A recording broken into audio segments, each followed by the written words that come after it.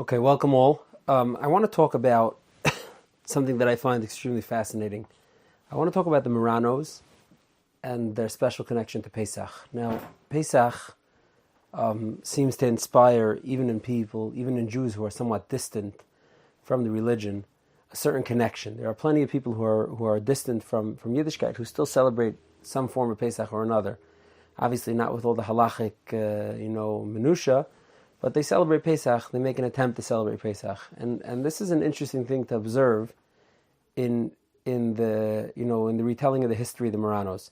So now, I want to start with this. The Chassid Yavitz, who was one of the Gedolei Rabbanim in the Dar that was kicked out of Spain in 1492, he wrote a sefer called Chastei Hashem, and in it he describes that there was four subcategories of Marranos, people who got stuck, during the expulsion and weren't able to leave Spain. He says you could divide them up into four subcategories. He says there was the first group, he says, is tzadikim gmurim, Kimay Shimon HaTzadik, who was Meiser Nefesh, Chacham Hashalom, Reb Shimon, Kiddush Hashem Krev Akiva. He says the first group is people who are Meiser Nafsham, with completion, with total devotion, like Reb Akiva.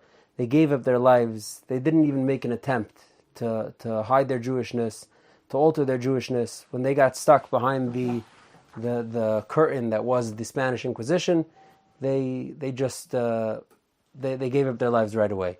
He says the second group is Risham Gemur. He says these are people who made no attempt to try to maintain their Yiddishkeit. Instead, they conceded right away and became full Catholics. He says then there's the third and the fourth group. These are the groups that we would call the Marranos, people who on the outside presented themselves to be good Catholic citizens of Spain and later Portugal, but on the inside maintained a certain semblance of their Jewishness. And he says in that category you could divide it into two pieces.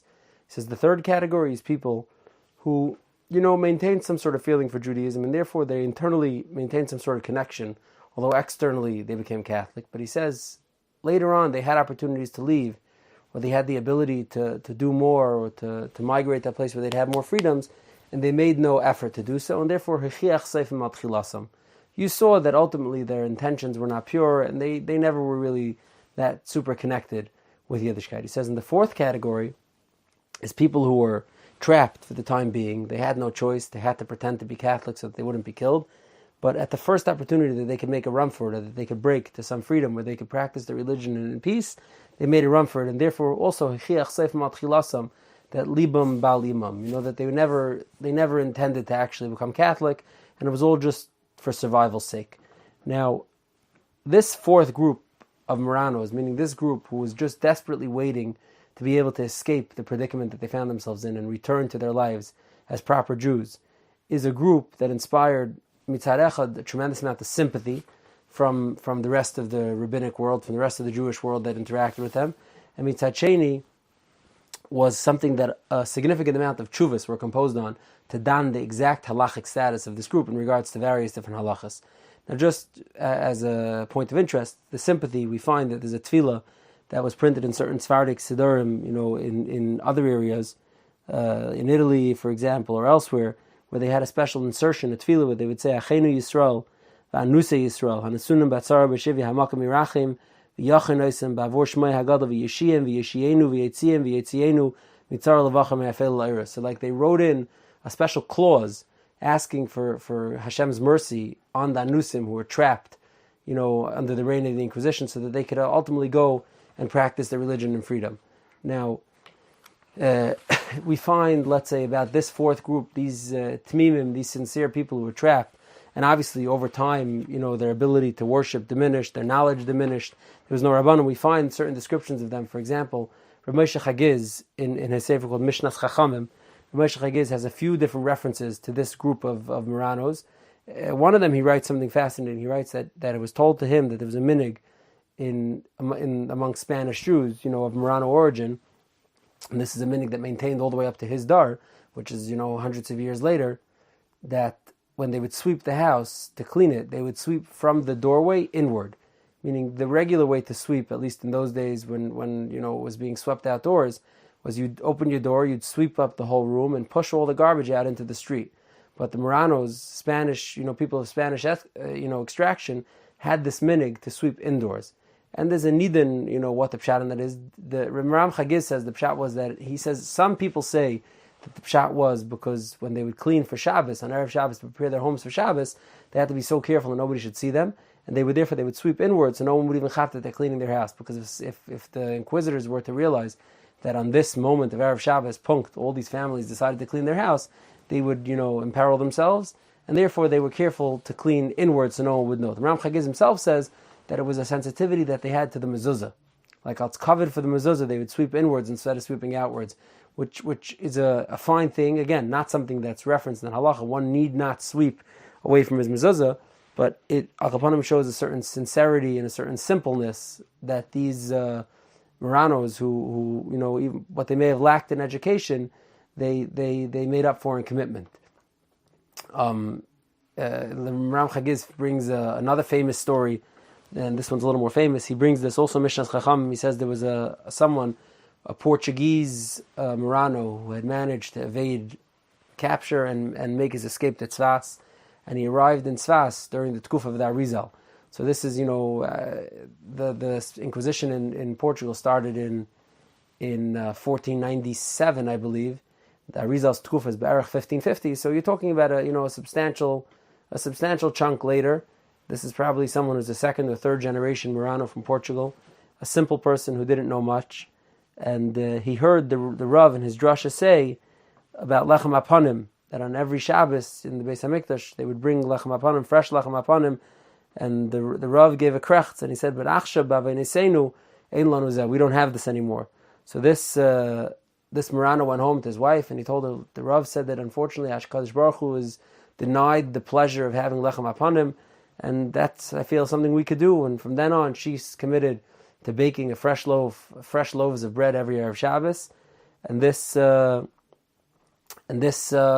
Marrano would go place them in the Aron Kodesh in the shul. The Rav of the shul discovered this bizarre minig. After several weeks, he found challah. He was in shul early. He found this Marrano putting challah into the Aron, and he exploded at him. He said, "What are you doing? What type of stupid narish and minig is this? You think that Hashem has been eating your chalas? The Gabbai has been getting free challah every Erev Shabbos from your stash that you put in the Aron Kodesh."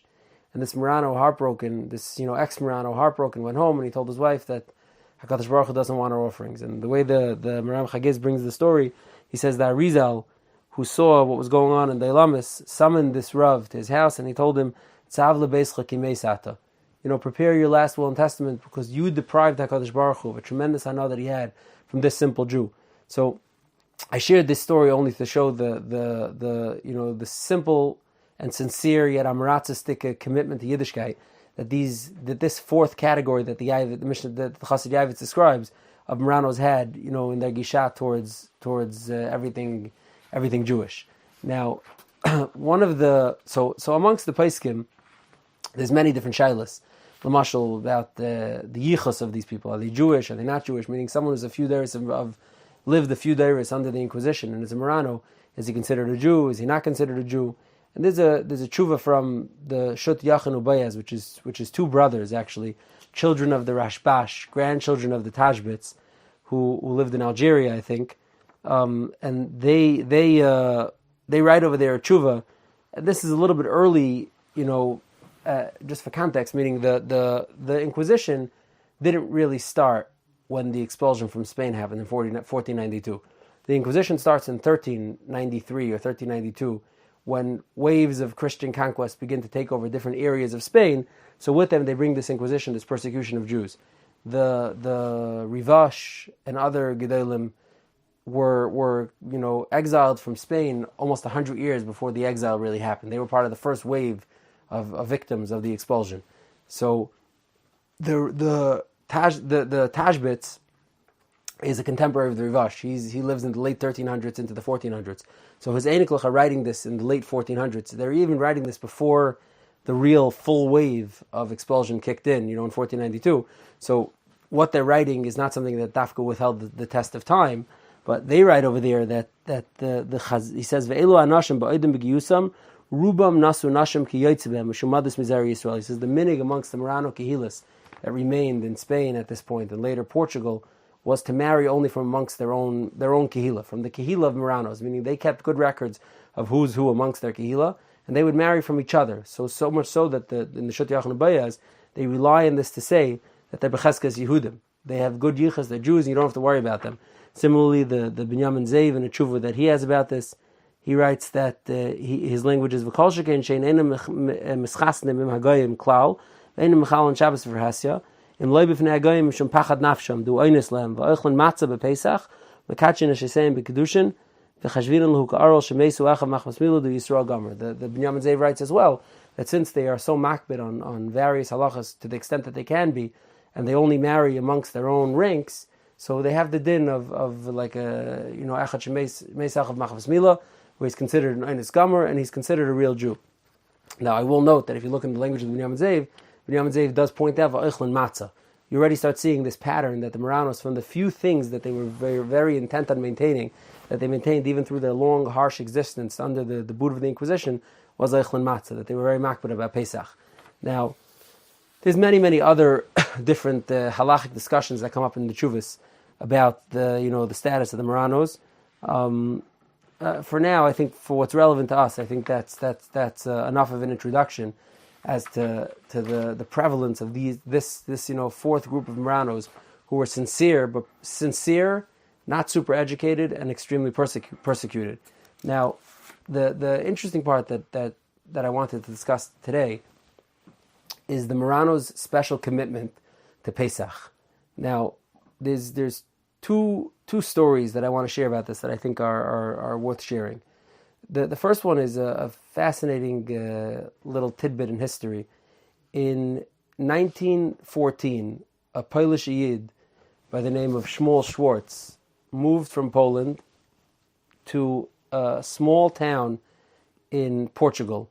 Now, I might mispronounce the name, but I think it was Belmonte or something to that effect. He moves to this small town over there, and he is a miner. He's a professional miner, an ore miner, an iron miner. He was an educated Jew. He had gone to college to learn how to be a miner, and he moved to that area to mine. It was during World War I. Now, he notices that on some of the buildings, there's still some Hebraic lettering, some Jewish lettering, and he realizes that this is a place that once must have hosted a large Jewish community. Now, at some point, he's trying to do a trade with a different craftsman in the neighborhood, and there's a competitor, there's two guys competing for his business, and one of them tells him, don't do business with the other guy, he's a Jew. And he couldn't believe his ears. He's like, what does that mean, a Jew? There's no Jews here. He goes to this other person, this other craftsman, he says, tell me about your Jewishness, and the guy, he won't answer the questions, he won't talk about it, and it takes him months and months to earn the trust of this family and this tribe that this craftsman is part of, until they finally admit to him. He tells them Shema Yisrael, and when they hear him say Shema Yisrael, Hashem Elokeinu, Hashem Echad, they believe that he's Jewish, and they admit their Jewishness to him, and he finally comes in contact with this tribe that still maintained a very unique and specific set of customs, as they maintained they were Jewish. Now, an interesting feature of the tribe is that it was a matriarchy, meaning it was led by women. The Mara Asra, so to speak, was a woman. Now, there's two reasons for this. Reason number one is that two reasons that are given for this. Reason number one is that, simply put, Jewish lineage passes through the matrimonial side. It's so it only makes sense to invest your chinuch and your Jewishness in the women, because the men, it really depends who they marry, if their children will be Jewish or not. But women, provided that they know a little something, could continue passing on this legacy of Judaism from dar to dar. The second thing is that once Marrano Jews had to take their Judaism inside the home, and it couldn't be anything public anymore, there was no shuls, there were no yeshivas, so it all was practiced inside the home. So taka, altita shteres imecha, and a woman is the akaras habayis. The home front is managed by the woman, and therefore the traditions of the Yiddishkeit and the halachas even that were maintained in these kehillas were passed down mother to daughter instead of father to son. So he finally convinces this senior woman, this older woman, these elderly women who are in charge of this group, to tell them about their history, who they are, and they explain to him that they're a tribe of Marranos who have been maintaining their Yiddishkeit for hundreds of years at that point in Portugal, and they have all sorts of fascinating customs. And he ultimately, after spending 8 years researching them, he writes a book about Marranos in the 20th century. They have a shtickle sad ending, because eventually different kehillas try to be makar of them, so to speak, but they're so out of touch and unique and different that they have a hard time integrating into regular Yiddish society, and it doesn't really go anywhere. Even they were even relevant until all the way till the 90s. The Israeli government was sending them different shluchim. I wouldn't be surprised if there's a Chabad house there now, but it didn't work out for them perfectly, but it was a fascinating tribe. Now, one of the things that he discovered over there is that till even in 1917, when he finally cracked through and he was writing this, they were baking matzah. This kehila, what they had, the minhag was as follows: they would have the men go out to the street, mill about, be very visible, be very publicly seen, so as to diffuse any chashash that anything was going on. Meaning all the men would be in the street, they'd be schmoozing, hacking around, shopping, so that everyone would know that there's no Pesach going on. And then the women would bake matzah. Now, additionally, they would bake matzah. Additionally, they would have their seder on the third night of Pesach, which was again to avoid the Inquisition, as at some point the Inquisition had the knowledge that the Pesach seder would be conducted the first 2 nights of Pesach, so they would conduct it on the third night of Pesach to avoid any suspicion. Now, additionally, they had a different rule that anyone who's tmei chazir, which means someone who partakes from eating pig meat within the last month, is not allowed to eat matzah. So he said he observed a strange phenomenon. He said the women would all be eating matzah because they were so invested in their traditions that they stayed away from anything chazer for a month. And the men, he said, would be sitting on the side eating chametz because they were all tmei chazir. They were not allowed to the Pesach table. It's interesting that he's writing this in 1917, but the Marit Sahalon, Rabbi Yom Tov Sahalon, in the tshuva from hundreds of years earlier, writes over there that he's aware of a phenomenon of the nashim being more frum than the men. Meaning, and this is, as we explained, is sensible. If you're stuck in a Marranos situation, it's sensible that the tradition will be passed on, mother to daughter.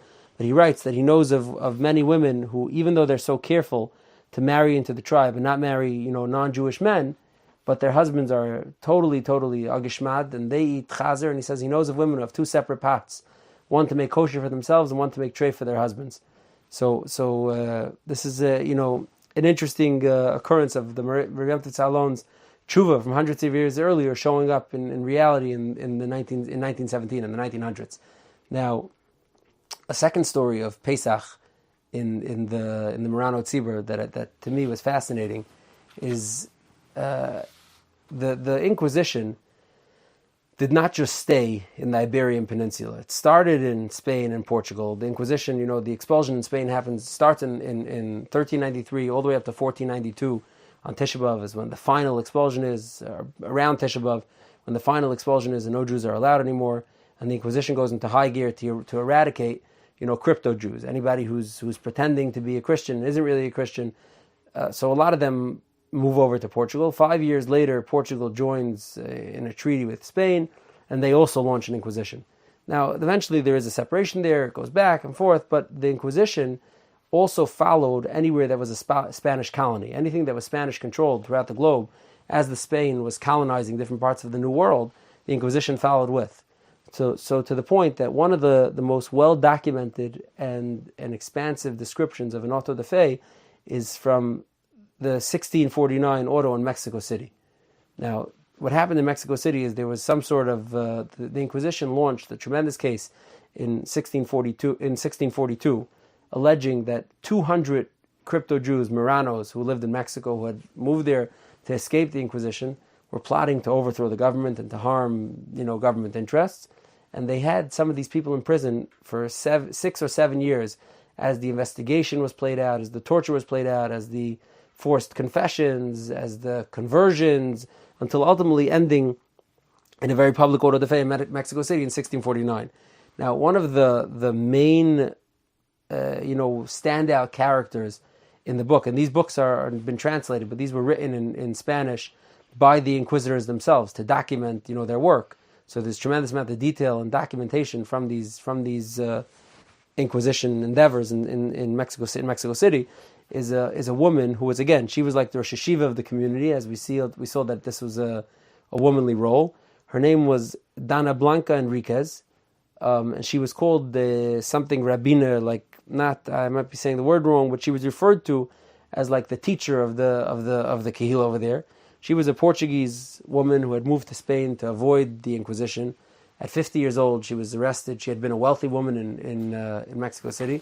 At 50 years old, she was arrested. and they carried on a long, extensive, interrogation and torture procedure to try to get her to break, and she refused to break. Blanca was a heroic character. She maintained her Yiddishkeit all the way to the end. Now, what's interesting is that she, although she was like the prize jewel of this inquisitory endeavor, because she was like the Rav of the community, they did not have the privilege of putting her to death in the order of the Faith, because she died of her own accord earlier than that. Now, the story of how she died and the date of how she died, it seems, and this is not directly recorded in the literature about her case, but based on the dates and the times and the behavior that's being described, it seems as follows: that shortly before the order of the Faith was supposed to take place, which was the end of April, which is right after Pesach, Blanca, who had been fasting, they said, as was her way, it seems she fasted a lot of fasts, but Blanca, who had been fasting, as was her way, became so ill from not eating, and her tongue swelled up, and she realized that she was close to death, and she called her family together to give them, her last will and testament. And the priests who were writing this accord recount that they tried to put some sacrament in her mouth, kilu, on her deathbed to convert her to Catholicism, and her tongue was so swollen that it just pushed everything out. They couldn't. So then they brought a cross to place on her, and this is by their own record. They said a woman who was ill on her deathbed jumped out of the bed, ran to the corner of the room, and pledged her undying support to the devil, which in this case would be, Teres Hashem, and said there's nothing they could do to break her. And shortly after that, she died. So it seems that Blanca, this heroic woman, Dana Blanca Enriquez, who was a Portuguese Marrano, who died al Kiddush Hashem in Mexico City in 1647, died because she fasted for all 8 days of Pesach, so as not to eat chametz, which is a fascinating tale of Mesiras Nefesh. Meaning, being that she was in the Marrano the Inquisition dungeons and she had no access to food, and Hayos Pesach was so important to the Marrano Tzibur, she fasted so as not to eat chametz at all during that entire tkufa, and that is ultimately what caused her death, which is a fascinating story of Mesiras Nefesh and shows the commitment that Marranos had to Pesach all the way to the end. Now, incidentally, and this is really what my starting point was. This was all just to get to this. This is the main, what caught my eye originally, is there's a tshuva from the Rashbash. Now the Rashbash is the Tashbitz's son, the father of the Shut Yachanu Bayaz, who I quoted earlier, the father of the Shut Yachanu Bayaz. He has a tshuva, an interesting tshuva. It's a tshuva tzaddik in the Rashbash, where he says as follows: Nishalti al elu hanusim, on these Marranos, these anusim, asher libam lashamayim, that their hearts are still lashamayim, v'chafetzim l'kayim v'mitzvahs kefi yecholtam, and they really want to be mekayim the mitzvahs the best they can. Eich tiyeh b'pesach ha'anhaga b'nir nachilasim shleivayilu dekaris b'achilas chametz. What should they do? What could they eat? What should they eat so that they shouldn't come to chiyuvei krisis on Pesach? Im she'enim yichaylim l'shtamri menu ki afilu im layochlu ela oirez v'daim layalilu anoitzim lemer adayin atam esnagim v'chuket avseichem lechal oirez Pesach. Even they can't really be nizer in ganzen all hilchos Pesach, because then the neighbors, the inquisitors, will note that they're still maintaining Jewish customs. They're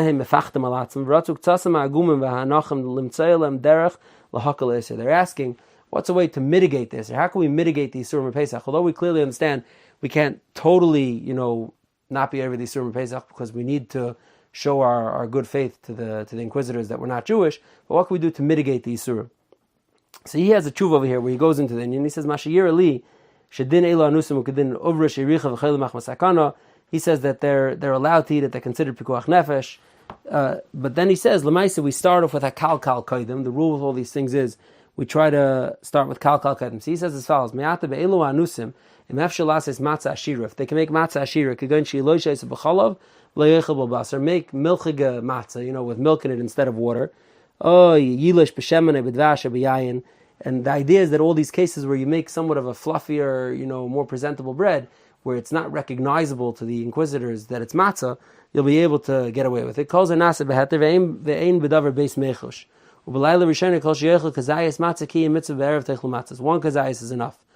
Now, and he continues. There's many pratim teishayl over here, but to me this was a fascinating thing that you see one of the main concerns of the Marrano. There's a handful of shuvas in the Rashbash where he writes about different, halachic aspects of the status of Marranos. But one of the main concerns, Kilo, of the Marranos was how to go to Pesach without being over chiyuvei krisis when it came to matzah.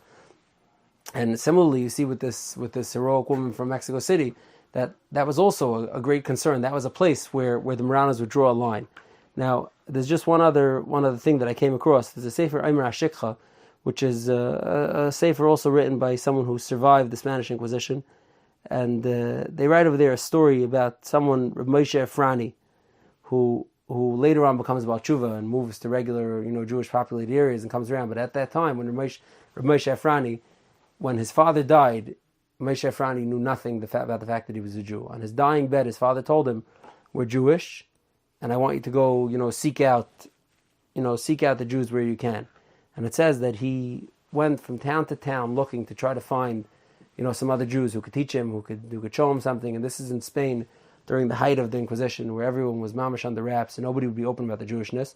It says he arrived at a town once and he noticed that there was a maidservant who was buying maror and charoises and all the different vegetables that would be needed for a seder. I'm not sure how he knew that, but he knew that these are things that were needed for a seder. He followed this servant girl home to the house. He knocks on the door, and he confronts the balabas, and he tells him, "Either you join me in, either you let me into your seder, or I'm going to tell on both of us, and we'll both Kaddish Hashem." And the balabas tries to get out of it. Obviously, it's not true. He thinks it's a trap. Eventually, he concedes. And he allows this brand new Baal Tshuva, Moshe Efrani, to join his seder, and this is a once in a lifetime seder for both of them. Like he ends off, he writes Kilinasek Pesach Hazek, playing on the Pasuk Malachim. Like this was a unique, historic, one-off Pesach seder that he had that helped to bring him back to the faith of his fathers. But Yech Shia, again, Pesach is what's showing up in the, as one of the central minhagim that Marranos were still able to maintain all the way down to the end. That was something that was like the red line for them, something that they tried to maintain all the way to the end. Interestingly, they had their own Haggadis that later on were published, some of them, where they had tefillas only in Spanish, no Hebrew. But it just was interesting to me, the really, really deep commitment that the Marrano community had to Pesach, as evidenced by Sai, some of the Shailas Chuvas that we quoted, and Sai, some of the tragic tales of Mesiras Nefesh. There's a lot more to go into in the different Chuvas that are relevant to Marranos. Maybe Eid Chazayin L'Mayed, Mitzvah Hashem. You've just experienced another Torah class brought to you by TorahAnytime.com.